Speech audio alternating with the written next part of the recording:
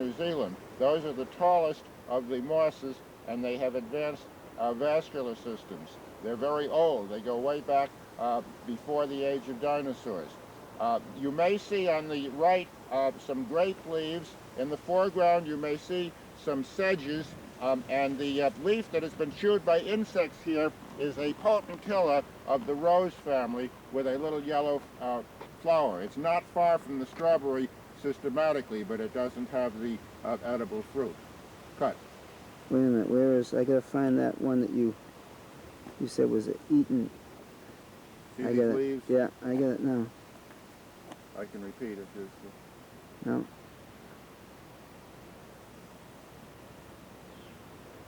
Okay, now what else do you want to go to? Well, can we get just a little shot of the I pond? thought you were going to show the oak tree. Oh, all right, sure. Okay, start. There are more than 800 species of oaks worldwide.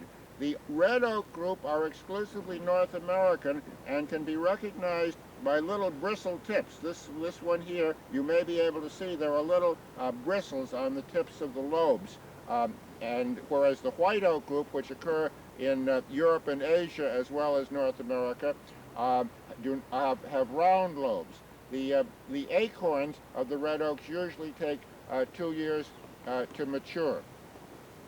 The oaks are related to the beeches and a group called Lithocarpus or tan oak, and they have ectomycorrhizal root associations with fungi which help their nourishment, as do the pines and dipterocarps. Cut. Okay. We take a look at the... Oh, this is a good shot.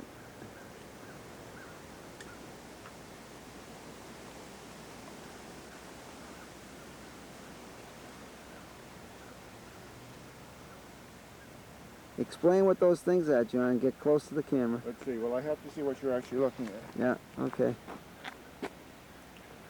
So those purple flowers over on the other side. Go ahead. This artificial pond is only a half block from High Point Village in West Roxbury. Why do you call it artificial? Well, let's not get into that. And one of the residents there just told us how she has used it for teaching preschool children and her own family, and how people have pet geese in this area. You can see the purple loosestrife is just coming into bloom. This is the start of the blooming season. It gives beautiful color for photographers, but it is a terrible nuisance for native plants and wildlife, according to the ecologists. The button bushes are an important element of the plants here, and in the foreground, again, we can probably see the polytrichum moss and the sedges. And this is an excellent area to observe birds, dragonflies, bumblebees, butterflies, and diverse insects. Cut.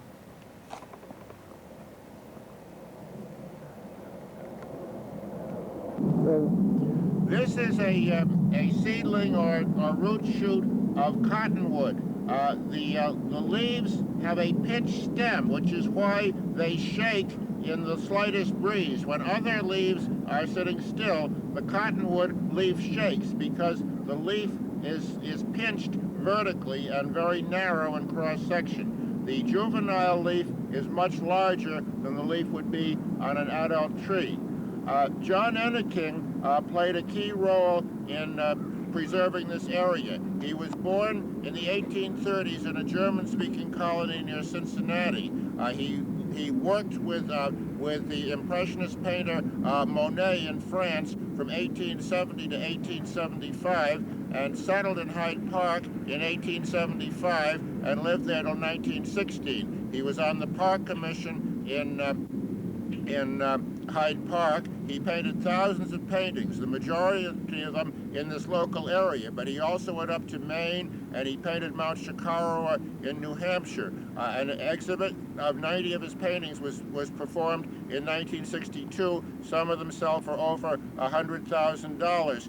His work should be more accessible today. He is a major Impressionist talent. He's probably the earliest and most important American Impressionist painter, but his work is not accessible, and he is not as well known as he should be in Boston. We should honor him, but you might make some money. But buy some Enneking paintings, and you'll make money. They're a good investment.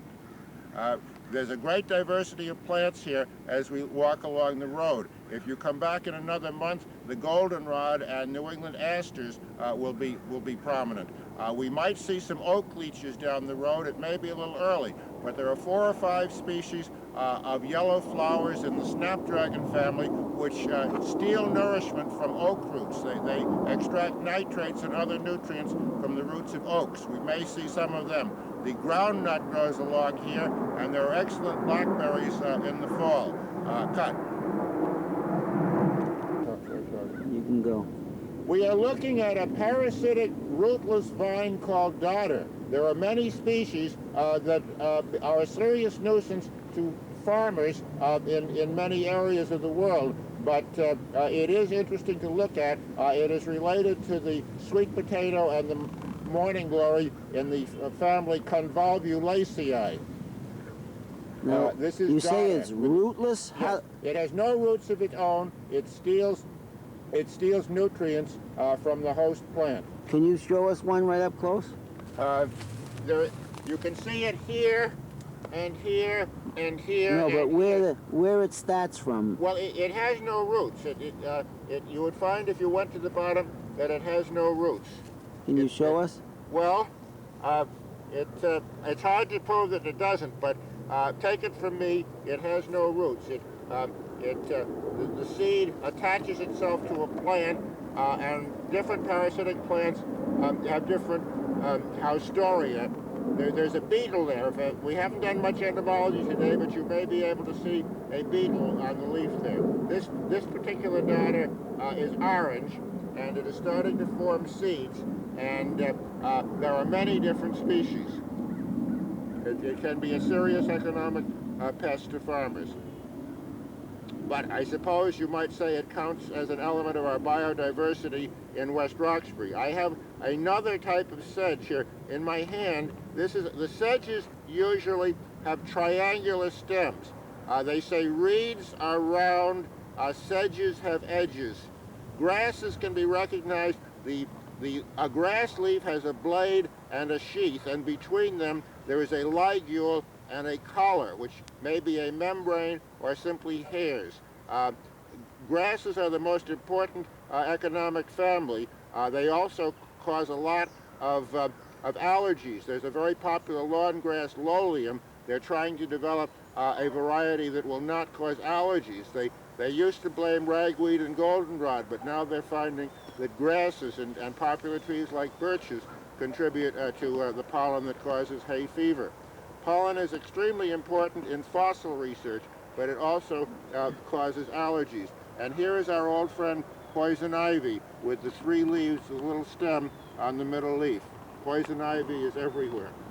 Cut.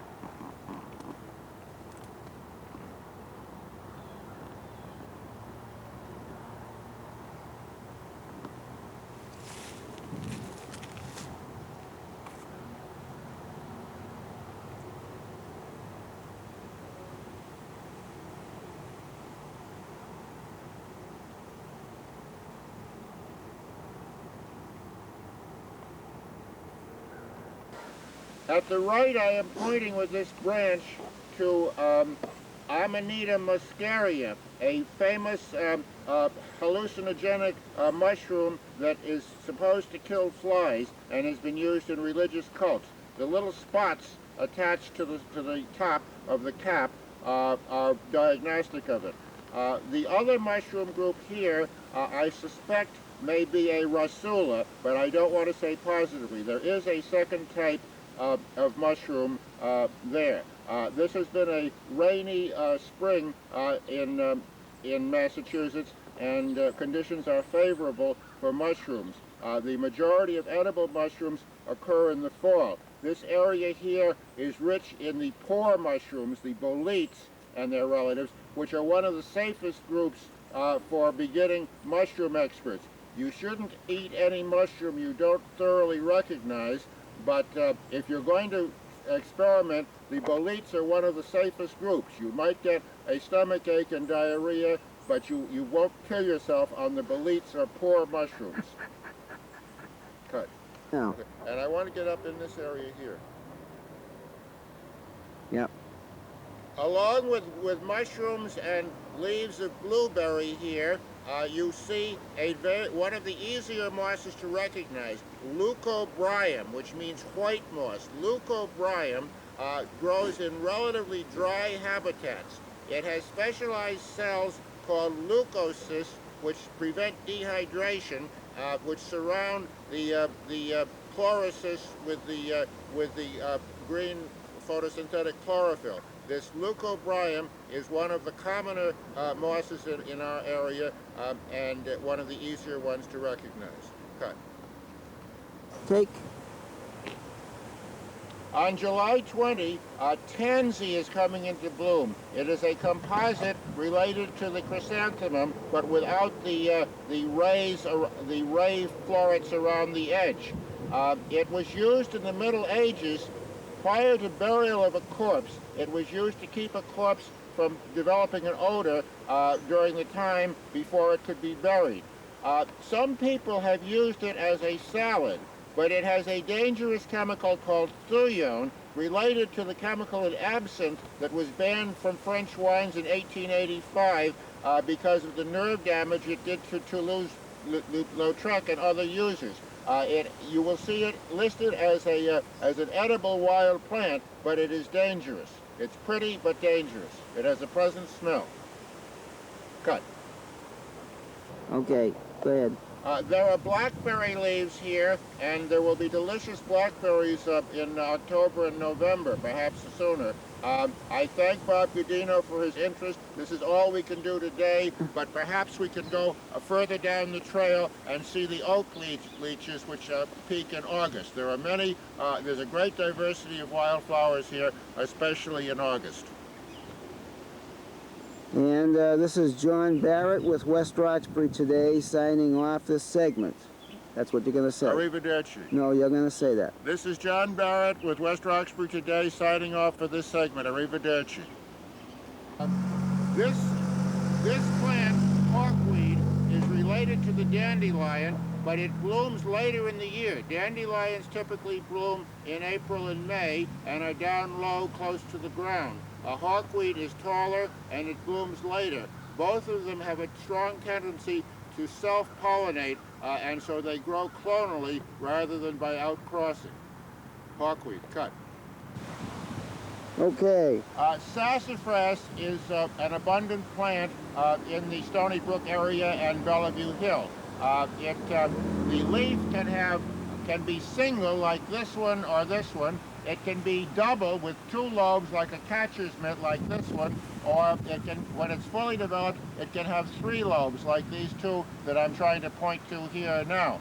Sassafras is a member of the laurel family related to the avocado and more distantly to the magnolias. It has some of the same oils that the magnolias do. It was long touted as a cure-all for various diseases, but now the scientists say that it might cause cancer. So they are discouraging the use of sassafras oil, although many people like the smell and taste. Cut.